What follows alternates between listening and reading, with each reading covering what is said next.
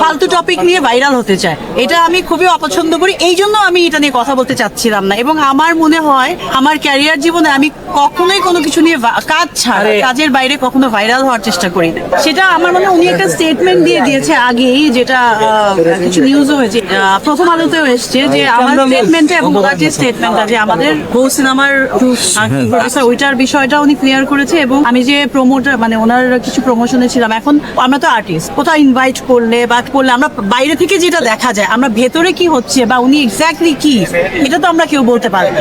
তো এই জিনিসটা ক্লিয়ার হওয়া দরকার। গিফট করছে, গিফটে সবসময় ব্র্যান্ড প্রমোটার যারা বা যারা প্রমোশনে যায়, গিফটটা ওদের থ্রুতে দেয়, আর্টিস্টরা দেয়।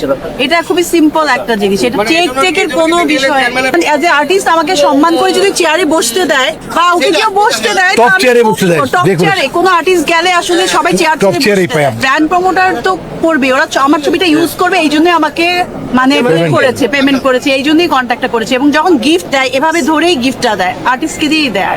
এবং আমরা যখন কোনো অফিসে যাবে, কোথাও যে চেয়ারটা ছেড়ে ওইখানে বসতে দেয়। এখন ওই ছবিগুলো ইউজ করে যদি কেউ বোঝায় যে তা উনিই হচ্ছে এখানকার, তাহলে আমি তো ওইটার সঙ্গে আসলে কোনোভাবেই রিলেটেড না। আমি তো আর্টিস্ট, আমি তো সিনেমায় কাজ করি। আমার রেস্টুরেন্টের দুইজন পার্টনার ছিলেন, ওইটাতে কিছু ঝামেলা হয়েছিল, এটা সবাই জানে, ওইটা বলার কিছু নাই, তো আমি এটা ক্লোজ করে দিয়েছি। সত্যি কথা বলতে আমি কেন এতদিন আমার চারপাশে তো ঘুরে নাই, কেউ যদি হাইলাইট হতে চায় বা আমার সাথে অ্যাসোসিয়েট অনেকে আছে, এখন আমি তো তার ভেতরকার খবর জানি না। কেউ যদি বাইরে অন্য কিছু বলে থাকে যে আমার সাথে, যেমন আমি কারোর সাথে একটু কথা বললাম বা একটা ছবি তুললাম, বললো যে আমার তো ববি অনেক ক্লোজ বা তাই অনেক ক্লোজ, আমরা একদম 10 বছরের ক্লোজ সম্পর্ক, এই সেই এগুলো, সেটা তো আর সত্যতা তো সেখানে পাওয়া যাবে না।